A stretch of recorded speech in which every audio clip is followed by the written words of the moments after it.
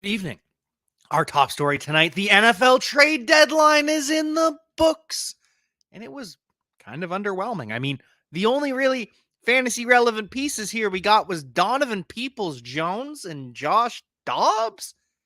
I mean, maybe you can make a case that the offensive lineman Ezra Cleveland to the Jaguars helps Trevor Lawrence and Travis Etienne in fantasy, but this was underwhelming. This did result in some big defensive moves. Washington Commanders embracing trust the process. It looks like the new ownership group has finally figured it out. So we're going to break that down. We're going to talk about the couple fantasy relevant trades we got, news around the NFL, injury updates, and more on Player Profiler Today.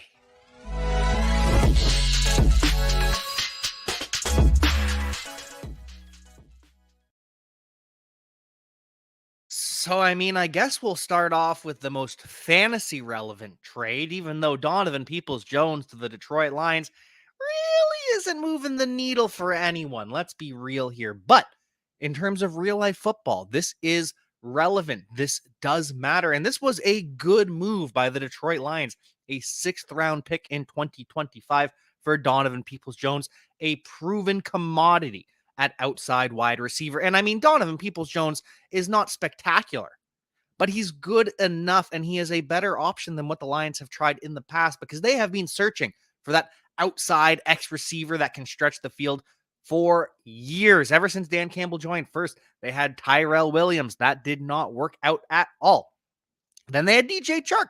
DJ Chark was pretty good in the role, but he was inconsistent and hurt. And so they moved on and he signed a bigger contract with the Carolina Panthers. Then they go and try to trade for Denzel Mims. That doesn't work. He gets injured. They cut him before the season starts. Also try to have Marvin Jones, even though he's not the speedster. He can't take the top off like he once could. They were hoping, okay, maybe he can play outside on the line of scrimmage. And no, did not work. And so Donovan Peoples Jones now gets that chance. He can match up physically and he can take the top off a little bit. So Donovan Peoples Jones, a real life solid football move because Josh Reynolds fumbles and then doesn't have another reception after last night. Khalif Raymond isn't really scaring anyone as the wide receiver 3-4 that he has been forced to be. And then, Jameson Williams. A lot of people will point to this and say Jameson Williams is done.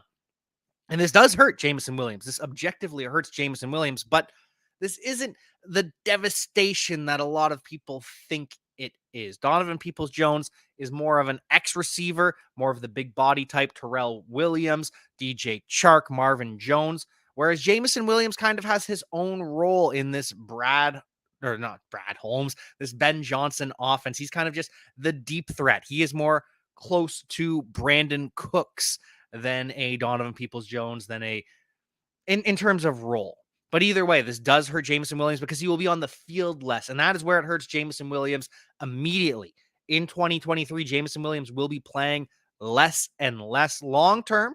Not good potentially because they could re-sign Donovan Peoples Jones. And if they re-sign Donovan Peoples Jones, then Jameson Williams will continue to play behind him. So short-term, absolutely devastating for Jameson Williams. Long-term, and it depends on what happens with free agency. We'll see if Josh Reynolds is brought back. We'll see if Khalif Raymond is brought back. There are a lot of moving pieces, but for now, Jameson Williams is going to be back to the bench. He's going to be playing, unless he'll still be in for some situational plays, but Donovan Peoples Jones takes the field. Not really a fantasy relevant option because, it's Amon-Ra St. Brown up here. And then it's Sam Laporta and Jahmyr Gibbs. They both are getting involved in the offense pretty heavily. And does Donovan Peoples Jones pass Josh Reynolds? Well, not immediately because Josh Reynolds has that rapport with Jared Goff. So in terms of fantasy football, not a lot of movement. Dynasty and redraft completely hurts Jameson Williams. But looking at other NFC contenders, the moves they made, Lions, supposed to be a contender in the NFC. They get Donovan Peoples Jones, whereas the Eagles are going out and getting Kevin Byard. The 49ers going out and adding Chase Young, which we'll talk about in a little bit. And the Seahawks going out and getting Leonard Williams. The DPJ move just doesn't fit with the rest of that. And as for the Browns, it's not a whole lot of fantasy relevance either. Cedric Tillman steps in as the one-for-one replacement, but this role that Donovan Peoples Jones had for the Cleveland Browns outside wide receiver isn't a particularly good one, especially with a banged-up Deshaun Watson with a PJ Walker in the lineup. It doesn't matter. Either way, they're not pushing it outside to Donovan Peoples Jones. Probably not going to be pushing it outside to Cedric Tillman. So in redraft doesn't mean a whole lot. But in Dynasty, Cedric Tillman all of a sudden becomes relevant. I hope you've been listening to me since the summer because I've been telling you that Donovan Peoples Jones at some point would not be with the Cleveland Browns. I thought it would be after the season and free agency when he didn't get traded during the offseason. But now Cedric Tillman steps into the starting lineup as a wide receiver in 3 wide receiver sets. So good job, Cedric Tillman. But again, redraft, not a lot of impact here. And before we get to the rest of the free agency and the trading and all of the fun stuff, we've got a word from the Podfather. Hey, we're all starting new fantasy leagues all the time. And more often than not, where do we start our fantasy leagues at Player Profiler? On Sleeper. Because it's the best. You can imagine my excitement when I saw Sleeper rolled out. Sleeper picks, baby. And game stacking is the path to positive returns with these pick'em games. Find that sneaky shootout and set most of the players to go over their projection for that week. Or you find a game going to get dragged into the mud and take every member of the passing game for less than their projections that week. And if you pick up to 8, that's how you 100x your payout on Sleeper. It's called the Hail Mary. So if you use promo code Underworld, you get a $100 instant deposit match. Check out Sleeper's terms and conditions for details. These Sleeper picks are live in over 25 states. Yeah, buddy. Now, I know many of you are looking for a secret weapon for your Dynasty League, and I have it. It's called the Dynasty Dominator app. You go to the App Store, go to Google Play. It's right there. It's $5 to download, and then every year it's $5 to load the next incoming class of rookies. You can add Superflex, add tight end premium. It's incredible because it allows you to look up players. It allows you to vote on whether a player is a buy, hold, or sell, and then see the market sentiment on that player. And you can compare their lifetime value rating from Player Profiler to their Dynasty ADP at the FFPC, all in the price lookup tool. And beyond that, we have a trade analyzer, so you'll never lose another Dynasty trade again. And in our settings, you can set this is a win now team, this is a rebuilding team, and then we let you compare players. Look at their metrics side by side, prospect metrics, NFL metrics. It's all there. It's $5 in the App Store. There's some add-ons for Superflex and to buy the upcoming rookie class. Every year, you're going to spend $5 on this thing, and it's going to be well worth it. So obviously, Cedric Tillman, he is trending up in the Dynasty Dominator. Jameson Williams is trending down. Not the end of the world. And Donovan Peoples Jones, he's probably trending medium. This is kind of a lateral move for him. But we have other moves that impact fantasy football, and that is Josh Doubs. Josh Doubs headed to the Minnesota Vikings along with a 7th-round pick in exchange for a 6th-round pick. But he's not starting this week. This week, it's going to be the rookie Jaren Hall, the 5th-round pick out of BYU, the guy who succeeded Zach Wilson. Jaren Hall steps in, unfortunately, for Kirk Cousins. We haven't been together. We haven't talked about it since the injury happens. I can't believe it was only 2 days ago that Kirk Cousins tore his Achilles, but Kirk Cousins is done for the year. This is absolutely devastating. This is heartbreaking. Kirk Cousins, who was on pace for his best season ever. Kirk Cousins, who was leading the NFL in touchdown passes. Kirk Cousins, who was playing his way into a new big contract with the Minnesota Vikings. Kirk Cousins, who was rallying the Vikings to the playoffs. And it's still possible when you look at the NFC. I mean, the Lions are making it from the north. The NFC West is going to have 2 teams, the 49ers and the Seahawks.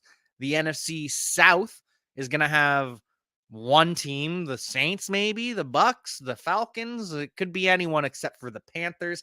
And then in the West, we already did the West with the Seahawks and the 49ers. And in the East, we're going to have 2 teams with the Cowboys and with the Eagles. Oh, goodness gracious. I kept wanting to say the Commanders. So much Commanders talk that we're going to get to. But anyways, those are 6 teams. So that final slot, the Vikings could sneak in with Josh Dobbs, Matthew Stafford, who we'll get to. He's dealing with a thumb injury. He's going to be out for a while. So the Rams might be out of it. Do you really want to put an NFC South team in that 7th playoff spot? The Falcons, the Bucks, the Saints, if they don't win the division, are you putting them there? So, I mean, it's possible that the Vikings with Jaren Hall and Josh Dobbs, they make the playoffs still, but it is much less likely. Probably not going to happen. Vikings should embrace the tank. They should be as bad as possible. They should lose as many games as possible. And that's still possible with Josh Dobbs and Jaron Hall. Don't get me wrong. Josh Dobbs didn't exactly win a whole lot of games for the Cardinals, except somehow beat the Cowboys. But we'll see how this all shakes out for the Minnesota Vikings. In the short term, Jaron Hall is going to be starting this week. And then we'll see after that, after Josh Dobbs learns the playbook. The one piece of good news potentially in terms of fantasy football with this Josh Dobbs trade is for TJ Hawkinson. TJ Hawkinson could see a massive jump with Josh Dobbs in the lineup. TJ Hawkinson was earning about 22% of the targets throughout the season. He was already on pace for over 1,000 yards as a tight end. Very impressive from TJ Hawkinson. But Josh Dobbs was one of the few quarterbacks to target the tight end position more than TJ Hawkinson was seeing. Josh Dobbs targets the tight end at a 32% clip. That is an extra 10% from what TJ Hawkinson was already seeing. So, if anything, TJ Hawkinson could be getting fed, or Justin Jefferson coming back soon. He's going to get fed as well. This Vikings offense might not be doomed with Justin Jefferson, Jordan Addison, and TJ Hawkinson, with KJ Osborne mixing in there as well, catching passes from Josh Dobbs. It could be worse. And I mean, Jaron Hall could surprise us all. It's probably not going to happen, but he could be surprising. Anyways, with Josh Dobbs now out of Arizona, this does have some fantasy implications as well, because Clayton Tune is expected to get the start. The rookie out of Houston, played last year with the Cougars. Talked about him in the preseason, how he at some point was expected to get a shot. Now is his chance. And this was all sort of weird. So it was announced after the game, Josh Dobbs is going to be the Cardinal starter. He's going to start one more week against the Cleveland Browns. Then the next day it comes out, oh no, Josh Dobbs not starting. Actually, we watched the film and the film was bad, so we're benching him. And then clearly it comes around to today. And no, the reason that they announced the benching of Josh Dobbs is because they plan to trade him to the Vikings. But now it looks like it's going to be Clayton Tune, the rookie 5th rounder, I want to say. Clayton Tune was a 5th rounder, maybe a 6th rounder. Either way, against the Cleveland Browns, setting him up for absolute failure, which is better than setting Kyler Murray up for failure, because Kyler Murray basically in training camp right now, or at least that's how the Cardinals are viewing it, that he's going to take a 3-4 week training camp, get the knee up to speed, and then hopefully return for week 10 against the Atlanta Falcons. So there is the chance he could enter the lineup if anything happens to Clayton Tune, or if Clayton Tune is just bad, maybe they bench him, put Kyler Murray in. We will see. Vikings also made another trade. They sent Ezra Cleveland, who was their starting left guard, to the Jacksonville Jaguars for a 6th round pick. Now, there are some layers to this, because Ezra Cleveland, yes, he was the left guard for the Minnesota Vikings, but he was supposed to be left tackle. The reason he's not left tackle is because they drafted Christian Darrisaw, and you're not passing Christian Darrisaw on the depth chart. He is just entering the NFL, one of the best left tackles in the league, and that has already come to fruition. So obviously, Ezra Cleveland kind of gets screwed there, has to stay at left guard, not a natural position for him. Has a strong season this year. In the past, Ezra Cleveland's kind of been inconsistent, but now goes to the Jacksonville Jaguars. Cam Robinson was suspended early in the year. Walker Little started for him. He's been injured. Cam Robinson's a little bit banged up. Rookie right tackle Anton Harrison has been inconsistent as well.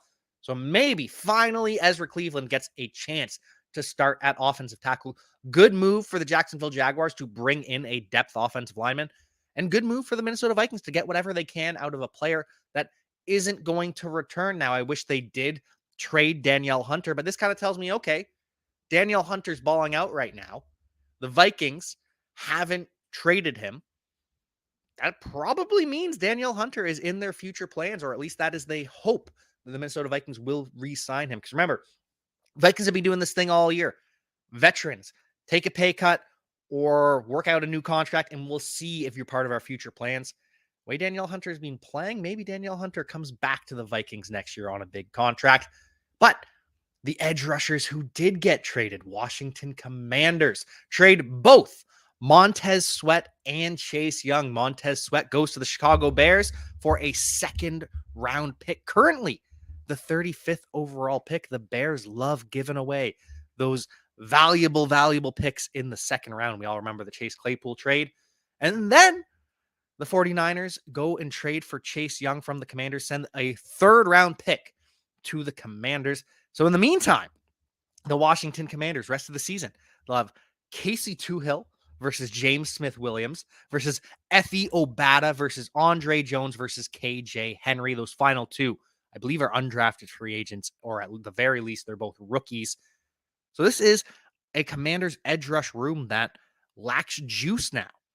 And that will lead to more pass attempts for the Washington Commanders, because with the defense being bad, the offense is going to have to score more points, which will help Sam Howell's fantasy value. Sam Howell probably gets replaced next year now that the Commanders have 5 picks in the first 3 rounds of the draft, something that they never had while Dan Snyder was the owner. They always wanted to trade up because Dan Snyder would meddle and get his greasy little fingers all over the place and make the team makes bad decisions, even when smarter people were in the room saying, hey, it's not a good idea. And so now Josh Harris takes over the Washington Commanders, and Josh Harris had a pretty big day on the trade market. I mean, he trades Chase Young, trades Montez Sweat, trades James Harden, trades PJ Tucker, trades Philip Petrusev. 5 big names sent away by Josh Harris, part of the trust the process 76ers. Washington Commanders are finally rebuilding in the right way. In a couple of years' time, could the Commanders be a new version of the Lions, a team that is following the process, trusting the process, and building things the right way? Only time will tell. But in the meantime, the 49ers get an absolute stud in Chase Young, and they have options now. They can either re-sign him, extend him next offseason, or sorry, this offseason coming up, or they let Chase Young walk, and that 3rd round pick that they gave up, they have a chance to get that back, because if Chase Young goes out and signs a massive contract, well, then the 49ers are just going to get a 3rd round compensatory pick in exchange. So that's the gamble that the 49ers make. Hey, we get Chase Young this year. Maybe we sign him long term. Maybe we give up a 2024 3rd round pick for a 2025 3rd round pick when Chase Young leaves in free agency. And the 49ers already have extra 3rd round picks. They got one for Mike McGlinchey, and they got one for the pairing of D'Amico Ryans and GM Rand Carthen, both being signed away to prominent positions for new teams. So extra 3rd round picks to spend. Go out and get Chase Young, who played with Nick Bosa at Ohio State. I don't think they actually really played together because of Nick Bosa's injury. I don't think Chase Young had any. I don't remember. I don't think they played together very much, if at all. But either way, they get to play together now. They now have Nick Bosa opposite Chase Young. And in the middle, they've got Javon Hargrave, Eric Armstead. And at depth, they've got Drake Jackson. They've got Randy Gregory. They've got Javon Kinlaw.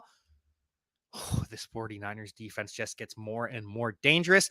And this trade for the 49ers just looks even better when you compare it to the 2nd round pick that the Bears give up for Montez Sweat. And Montez Sweat, quality edge rusher as well. Do not get me wrong.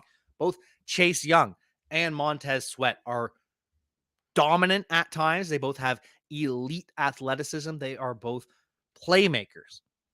But when you can get possibly the better one, the one who at least had the better pedigree coming into the NFL, and granted the injuries have happened, but when you can get the better one for cheaper, well, that just kind of looks silly for the Chicago Bears. And then you add, okay, they make this trade, but they didn't sign him to an extension. So they're going to have to franchise tag him in the offseason, but they made the trade, which means they don't want him to hold out at all. And if they franchise tag Montez Sweat, then he can hold out like we saw from Josh Jacobs and Saquon Barkley. So the leverage is kind of in Sweat's corner, and now they're going to have to pay Montez Sweat a massive contract in order to extend him. All of the leverage is in Montez Sweat's hand, and I understand the move.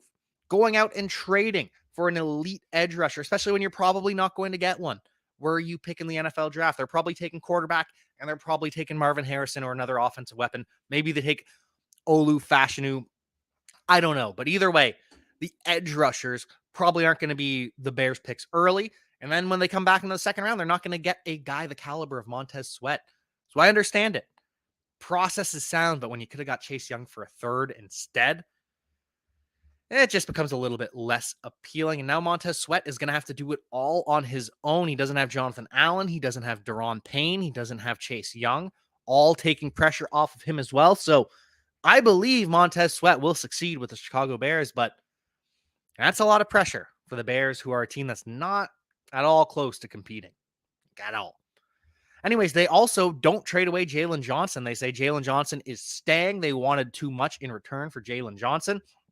Bills made an aggressive offer, but the Bears stay put and say, nope, we're going to make him play for us for one more year. And Jalen Johnson says, all right, well, I'm done negotiating with you. I'm not going to be back next year. I'm not going to sign in free agency. So you could have got something for me, and now you won't. Bills really wanted Jalen Johnson. Instead, when they can't get Jalen Johnson, they make a move and get Rasul Douglas from the Green Bay Packers. The Packers are sellers at the deadline. They pick up a third-round pick. In exchange, they send a fifth-round pick with Rasul Douglas to the Buffalo Bills.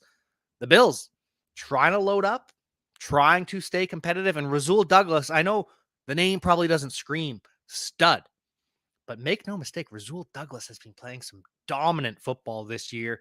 Great to have him for the Buffalo Bills. This is going to upgrade their defense after losing Tre'Davious White. The Bills also don't trade Kaiir Elam, who we kind of expected to see potentially move because he has not shown out for the Buffalo Bills. They tried to use him as leverage to get a top-end cornerback. Doesn't work. We'll see if he stops being a healthy scratch or not now that the trade deadline is passed. But Bills also signed a running back, Leonard Fournette, who we talked about a couple weeks ago, potentially signing with the Buffalo Bills. And then Ty Johnson stays and signs stays on the practice squad. And so the Bills don't get Leonard Fournette. Now go out, sign Leonard Fournette, and instantly I think he's an upgrade on Latavius Murray. Latavius Murray was seeing 40 to 50% of the snaps. So you get Leonard Fournette in there, and he is absolutely a fantasy viable option. Probably takes a week or two for him to get fully up to speed. Probably another week of Latavius Murray as the RB2 splitting time with James Cook. But in short order, Leonard Fournette in the receiving game, on the goal line, Leonard Fournette is going to be a difference maker in fantasy football. Took long enough, and now it is here. Other trade news, we got Leonard Williams from the Seattle Seahawks. His first time not playing for a New York team, goes from the Jets to the Giants, and now finally to the Seattle Seahawks. Trade a second in 2024 and a fifth in 2025. And you might be thinking, that's expensive for Leonard Williams, isn't it? And it is expensive, but part of the reason they gave up a second is because the Giants ate the remaining money. About $10 million was left to be earned for Leonard Williams. Giants eating around $9 million of that sum. And that's what the Seahawks had to pay to get the deal done. So they add to the interior of the defensive line. Seahawks, the number one team in the NFC West Seahawks, they are sure loading up. They are sure looking dangerous. Looking like they might compete during this NFL playoff run. We'll see what happens when they meet the 49ers. If they really are the team we hope they are, want them to be, or if this is just another year where the 49ers are just better than the Seahawks and the records just don't show it right now. Speaking of the Seahawks, Zach Charbonnet outsnapped Kenneth Walker for the first time this season. 56% of the snaps for Charbonnet to 44 for Kenneth Walker. Obviously, Walker gets the carries, 8 carries to 5 for Charbonnet. But the routes run is completely dominated by Zach Charbonnet. 22 routes for Charbonnet, 10 for KW3. Kenneth Walker is still the lead back. But in a close game where the Seahawks are choosing to throw a lot, Kenneth Walker sees more snaps. That's a little bit worrisome just going forward. Now back to the New York Giants, who did trade away Leonard Williams.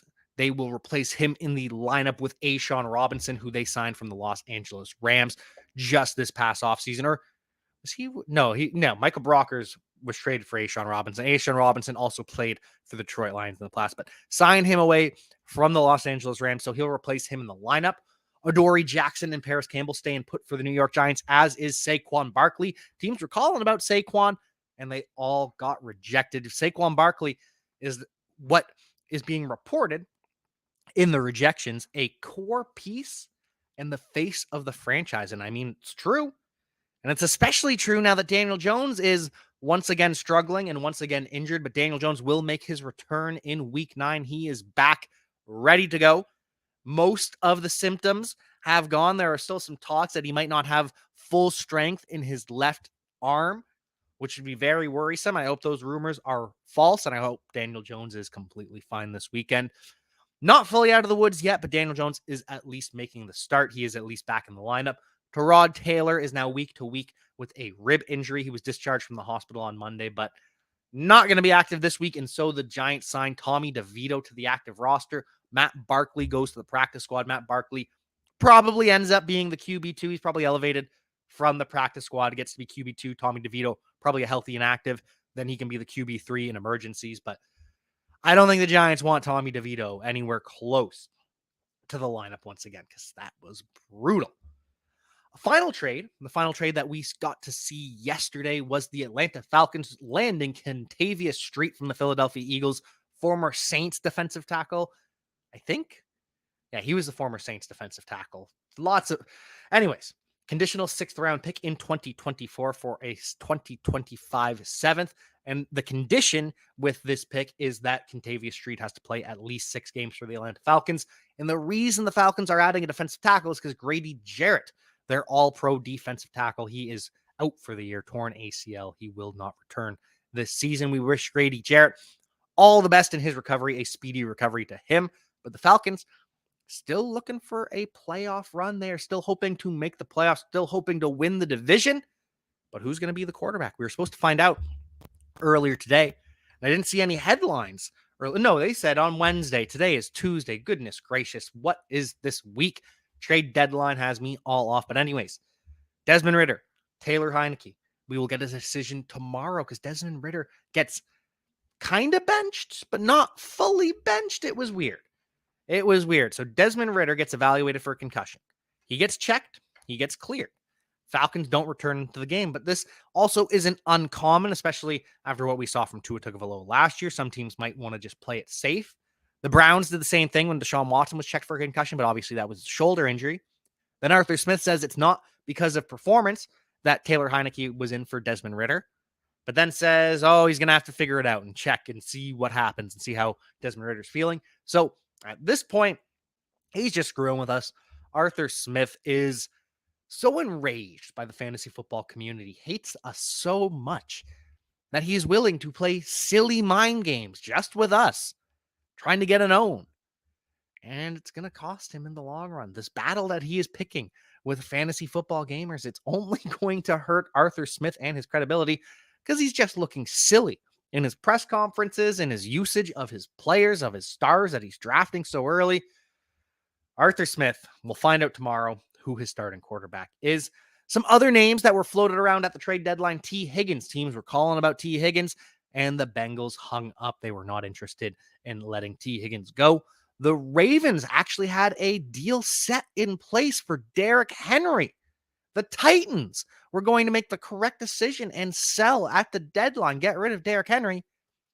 And then the Titans owner steps in and says, nope, Derrick Henry faces the franchise. I'm not getting rid of him. We're keeping him, which is just ridiculous. When you see these owners meddling, like Dan Snyder did for so many years with the Washington Commanders, making terrible decisions that will set their franchise back for the future, because Derrick Henry isn't going to be back with the Titans next year. He's not getting re-signed. He's going to walk in free agency. Tajay Spears is going to be the RB1. And the Titans might get a compensatory pick for Derrick Henry, but I don't know if his contract will be big enough. And the Titans will also be signing free agents, which might cancel out the compensatory pick. So, Derrick Henry, whatever. Titans are in shambles. Should be rebuilding. They're not. Anyways, the Ravens also tried to trade for Josh Jacobs, but the Raiders wanted a second-round pick. The Ravens said no. Understand this one a little bit more, but the Raiders still should be selling. A second-round pick would be nice to have, but if they could have got it done for a third, Raiders should have taken that deal. But Josh McDaniels still wants to compete, wants to save his job, wants to pretend like he's worth keeping. And so he gets selfish, keeps Derrick Henry. Chiefs also tried to trade Richie James. Richie James is on injured reserve, but when he returns, there's not really a role for him. After they traded for McCole Hardman, he's doing the punt returns now. Seems like the Chiefs prefer him to Richie James. So not sure where Richie James will fit in, but Rashee Rice is fitting in as the wide receiver 1, runs the most routes for the Kansas City Chiefs. He is the wide receiver 1. Even in a terrible game against the Denver Broncos, Rashee Rice acting as the wide receiver 1. Only good things to come from here on out. Other players that weren't moved at the deadline, we talked about Derrick Henry. Ryan Tannehill also staying put with the Tennessee Titans. He is still injured, though, so I understand why a team wouldn't want to trade for him. He's also been bad this year. Levis. Will Levis going to start once again? 4 touchdowns from Will Levis. Shout out Cody Carpentier. He called it. The dog had it right. Patriots keep all of their players. No moves for the Patriots. Josh Uche was rumored to be traded. He's a no-go. Kyle Duggar, Michael Onwenu, Ezekiel Elliott, who they were getting calls for earlier today. All of them sticking with the New England Patriots. Kendrick Bourne, unfortunately, suffered a torn ACL and torn MCL, so he will be out for the season. Expect to see a big boost from Demario Douglas, who leads the Patriots wide receivers in routes run and in snaps. Also, the Raiders, like I mentioned, should have been sellers at the deadline. Should have traded. Josh Jacobs should have traded. Max Crosby should have traded. Devontae Adams, but they keep Adams. He's unhappy. They keep Max Crosby. You could tell how badly he wanted to stay in Detroit, how much fun he had with the Detroit Lions.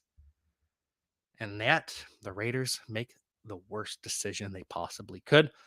Didn't get to the injury report. We are out of time for today. We talked about some of the injuries around the NFL, but I'll leave you with this. Ahead of this Week 9 weekend, we could see some bad games this weekend. It does sound like Kenny Pickett's going to play.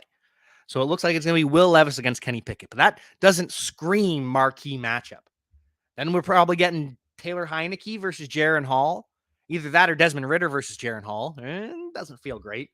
We're getting Clayton Tune versus PJ Walker. We're getting Brett Rippon versus Jordan Love because Matthew Stafford and his thumb, it looks like he is going to be out. Stetson Bennett, not with the team right now. He is dealing with some, I think it was personal issues that it was listed, but I will have to double check why Stetson Bennett isn't with the team, but he is not with the Rams, hasn't been for quite a while. So Brett Rippon is the backup for the Los Angeles Rams and could be facing off against Jordan Love. Sam Howell against Mac Jones. Oh, that'll be a fun one, especially after the Commanders trade both of their edge rushers. Mac Jones may carve up the Commanders even more than they've been carved up all season. Tyson Bagent's up against Derek Carr. I mean, Derek Carr is the starter, but he's been uninspiring. And Tyson Bagent, going to be a great backup in the NFL, but he's not a starter. And then we get Daniel Jones versus Jimmy Garoppolo. But as bad as this weekend could be, there is some hope. We do get Justin Herbert versus Russell Wilson, who's been playing a lot better. We get Dak Prescott, Philadelphia Eagles, and Dallas Cowboys. Dak Prescott versus Jalen Hurts. That's going to be a fun one. It always is. Then we get Patrick Mahomes versus the Miami Dolphins. Tyreek Hill versus Mahomes, their revenge game, their rivalry game, whatever you want to call it, in Germany. And then we get Josh Allen and Joe Burrow. Bengals, Bills. So as bad as this weekend is going to be in some of these games, we also might see some of the best games of the entire season.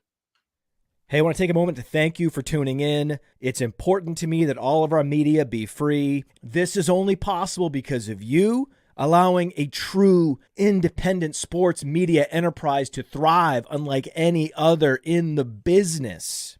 So please subscribe to the All In Package to continue to make all of this possible, to ensure that all of our stats, information, data, content is available to you, especially you, the people that get the site and get the show.